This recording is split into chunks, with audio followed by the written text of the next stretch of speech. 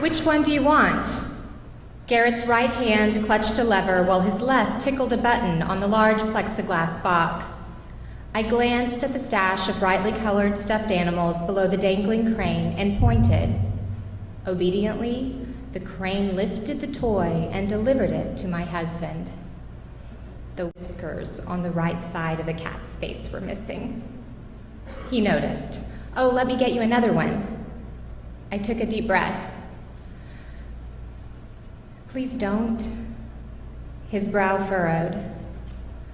"I love that you love winning these for me, but..." I searched for the words. "I don't want any more." My ability to express the reason was lost between my heart and vocal cords, but he understood. No more was said until months later when Garrett presented me with a dark-eyed, velvet-nosed, cocoa-colored teddy bear. Its fur was as soft as a whisper, and its huggability factor was off the charts. The ribbon around its neck exemplified simplicity and style. A grown woman, I reached for it immediately. "Foster!" I too was surprised by how quickly I named it. Smiling, Garrett said, "I thought you'd like this one." He wrapped one arm around me and placed his hand on Foster. "I spent a lot of quarters getting this guy. I kept trying because I knew you'd want him. He told me he belonged to you." I cuddled them both. "One day," he said, "we'll have our baby who will love Foster too."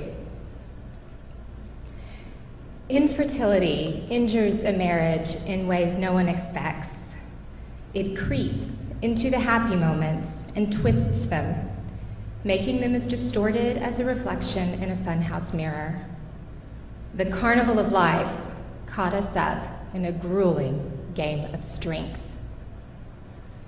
Eventually, we visited doctors, and a miracle occurred. I was pregnant.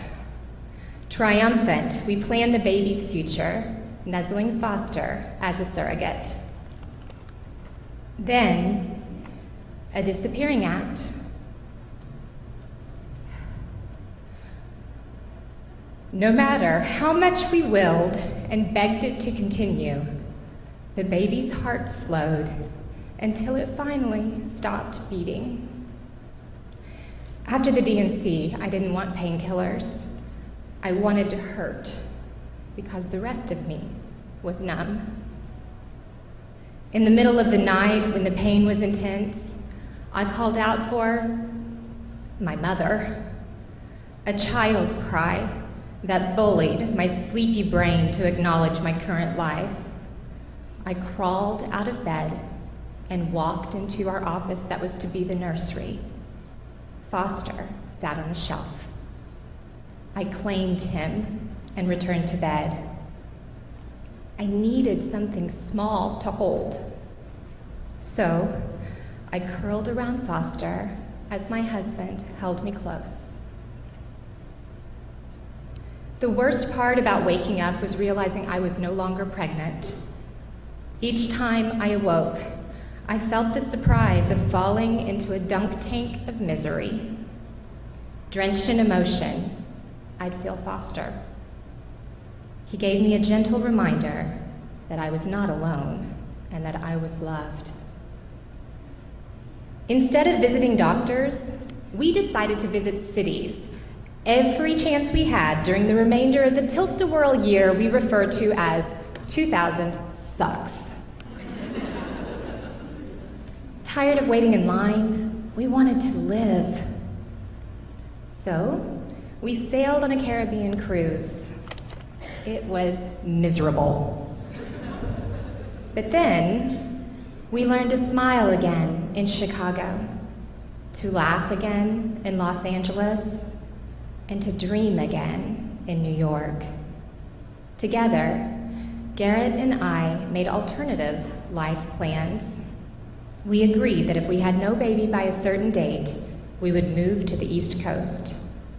During each of our journeys, Foster waited patiently with open arms. Eventually, we ventured forth into the world of fertility treatments. My husband and Foster made the nightly barrage of shots bearable. The first evening, Garrett began a ritual that carried me through the months. He set up the ice and syringes and vials in the kitchen. He plopped his iPod on its charger and a song played, Eye of the Tiger, especially chosen for that evening. Then he placed Foster in my arms. I laughed. He gave me the shot. And we slow danced. Many people mistakenly think that romance goes away after a relationship ages. Yet, more than a decade after our first date, I recognized true romance with that first shot. Romance isn't just about bouquets of flowers and surprise dates. It's about understanding the yearnings in each other's heart. It's knowing a teddy bear, one from a carnival machine, can foster comfort and hope. It's slow dancing in the kitchen in the midst of fertility treatments. 7 days before following our plan and moving cross country, the doctor called with positive blood test results. 9 months later, after almost a decade of failure filled with pharmaceuticals and medical procedures, hopes and tears, I gave birth to our baby boy. Both Garrett and Foster were there to welcome him. My husband's words returned to me as he nuzzled our newborn. I kept trying because I knew you'd want him. He told me he belonged to you. Love is like a carnival game. It takes perseverance. Even then, you never know if you'll walk away with a prize. Lucky me.